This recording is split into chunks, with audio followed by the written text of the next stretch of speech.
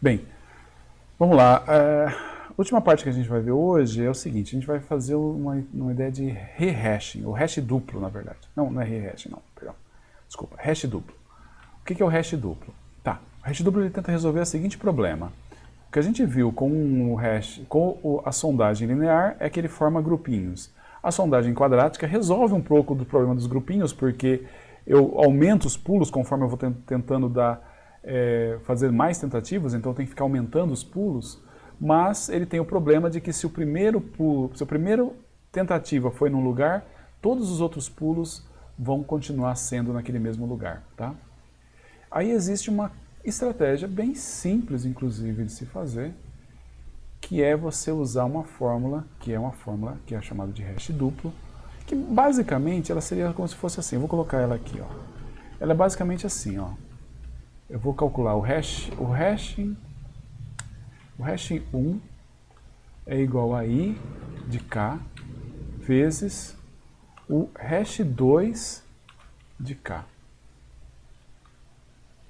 Eu não preciso de dar hash 1 aqui, não pode ser chamado de hash mesmo. E aqui eu vou chamar de hash 2 de k. Certo? Então, a gente tem o hashing que a gente quer calcular é esse aqui, que é o hashing k de k na iésima tentativa, tá? Só que a gente faz desse jeito aqui. E aí a gente tem uma outra função, que é uma outra função hashing, onde eu passo o k e ele me dá um valor para esse k, certo? De novo, esse valor, como é que você vai poder fazer esse valor? Você escolhe qualquer função hashing que você aprender a fazer. Por enquanto, a gente vai ter que sofisticar um pouquinho mais isso na próxima aula, mas por enquanto a única coisa que a gente sabe fazer com hashing é resto de divisão. Então a gente pega e calcula, por exemplo, o hashing aqui poderia ser o resto de divisão por, sei lá, vamos fazer resto de divisão por 7. A única coisa que você precisa garantir é que o 7 e o m sejam primos entre si, tá? É o que você espera. Se eles não forem primos entre si, você fez uma escolha ruim para esse segundo hashing aqui. Aí as coisas vão ficar um pouquinho mais complicadas aí. Agora eu vou precisar que você tenha uma calculadora, tá? Melhor, não precisa não. Eu vou fazer aqui, ó, mod. Eu vou deixar aqui o hashing. Opa. Eu vou deixar aqui. Tá no console aqui, Jefferson. Então beleza. Mas o pessoal vai estar acompanhando aqui pela planilha. Ó. E por que não funcionou? Porque eu peguei o B. Beleza, esse aqui é o hashing, tá? O hashing é o resto da divisão por 7. Ali. Tá, e tá errado a minha fórmula lá também.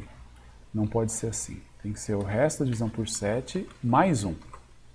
Por quê? Porque o hash 2 não pode ser 0. Se for 0, daqui a pouco fica óbvio por quê, mas ele não pode ser 0. Então a gente sempre tem que garantir que ele nunca vai dar 0.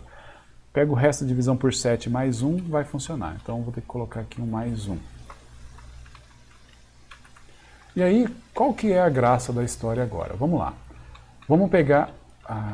eu não sei se eu cheguei a fazer isso já alguma vez, mas vamos fazer de novo, que é bagunçar esses caras aqui.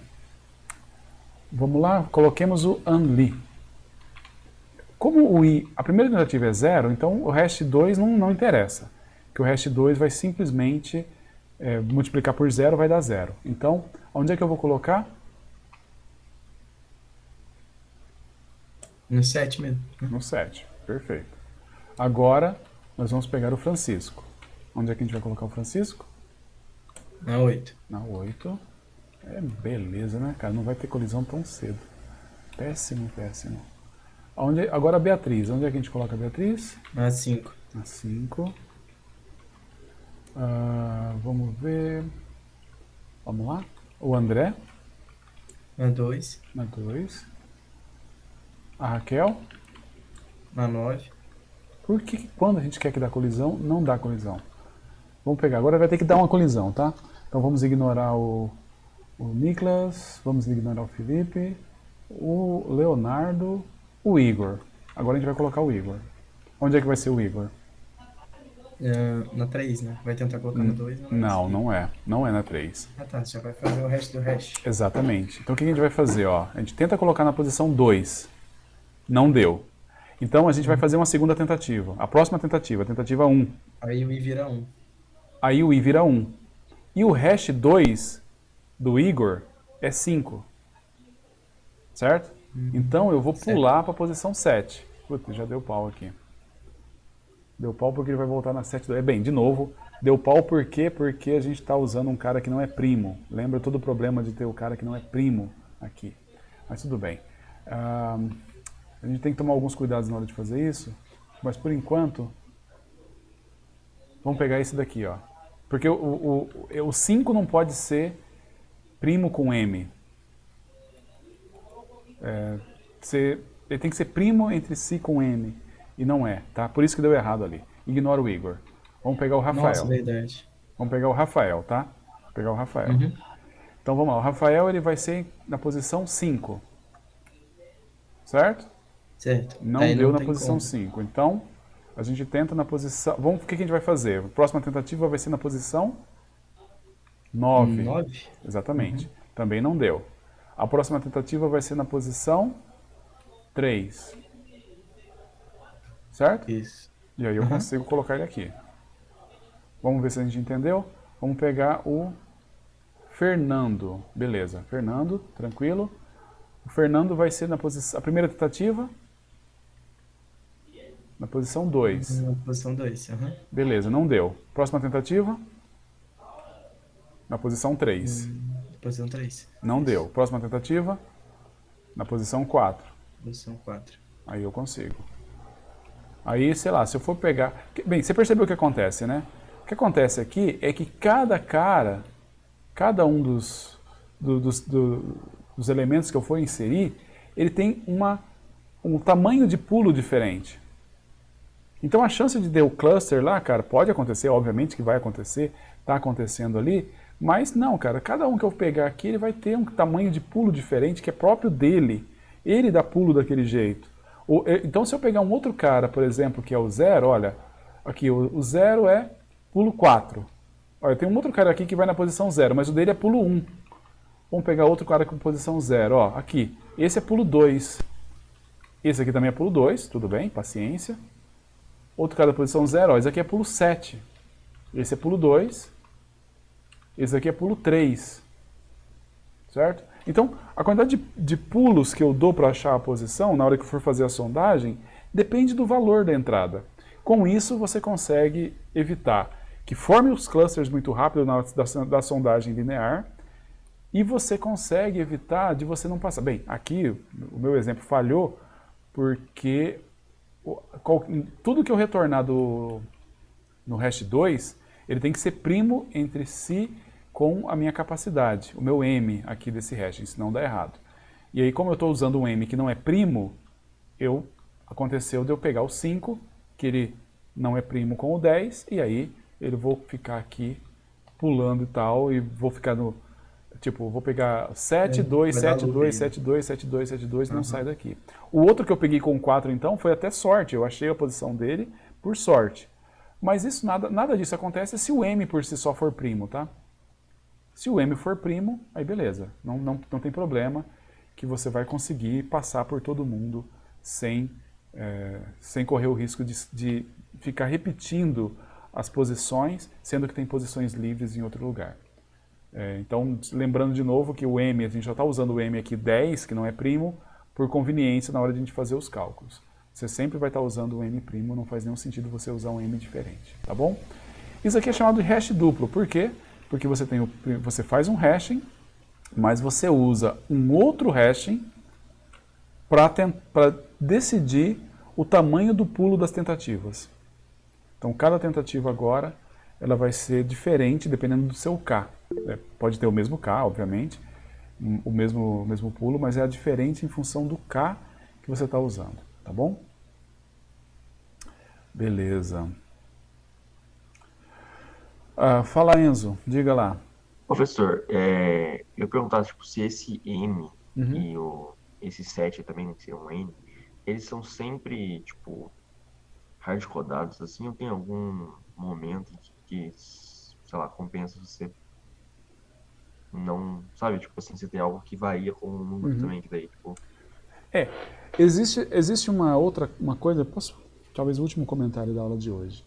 Existe um conceito de o rehashing. Eu tinha falado rehashing antes, mas estava errado porque eu estava falando hash duplo, que isso aqui o que a gente está fazendo é hash duplo. Eu calculo um hashing, mas eu uso um outro hashing dentro dele para poder calcular. Mas existe um conceito de rehashing que é assim. Chega numa hora que você percebeu que a tua tabela começou a encher. Cara, quando a tabela começa a encher, não existe hashing que vai evitar que você tenha colisão pra caramba, entendeu? Você vai ter muita colisão. Então, vamos imaginar assim, vamos imaginar que você começou a fazer o seu hashing e no começo você achou que um hashing de tamanho 10 dava conta. Você supôs que daria pouca colisão. De novo, 10 não é uma boa escolha porque não é primo, baixo, vocês já entenderam. Tá, aí você descobriu, cara, tá começando a dar muita colisão. Qual que é a estratégia que a gente pode fazer? Pega, cria uma outra hashing, aqui.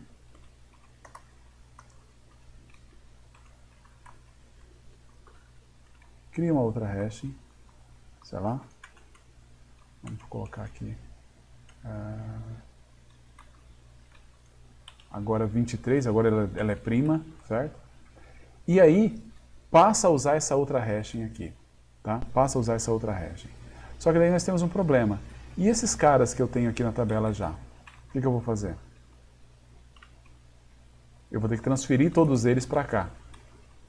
E aí vai ser uma inserção de novo. Eu tenho que pegar esse cara, calcular o hashing dele e incluir aqui. Pego o próximo, calculo o hashing dele e coloco aqui. Pego o próximo, calculo o hashing dele e coloco aqui. Quer dizer, todo mundo que já foi incluído eu tenho que incluir de novo. Certo? Eu incluo de novo nesse novo hashing. Aí, de novo, vale a pena fazer isso? Qual que é a resposta? Depende. Depende, cara. Você tem que ver. Cara, tá tendo tanta colisão assim que vale a pena você fazer um rehashing e criar uma outra tabela hashing? Pode ser que sim.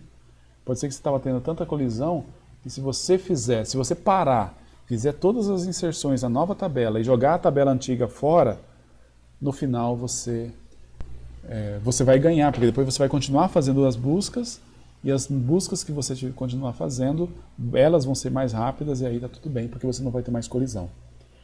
Então, fazer o rehashing é uma medida extrema mesmo. Você só vai fazer isso quando nada mais funcionar. E se você estiver fazendo isso com frequência, eu coloco mais uns carinhas, tem que fazer rehashing de novo e tal, escolheu errado de novo, tá?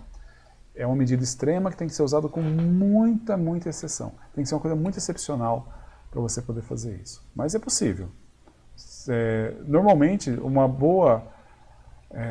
uma estrutura hashing genérica, uma boa estrutura hashing genérica, ela tem algum esquema de rehashing dentro dela. Tá? Tudo bem? Bem, isso daqui é endereçamento aberto. E aí nós vimos com sondagem linear, sondagem quadrática e sondagem por hashing duplo. Tá? Bem, deixa eu parar a gravação.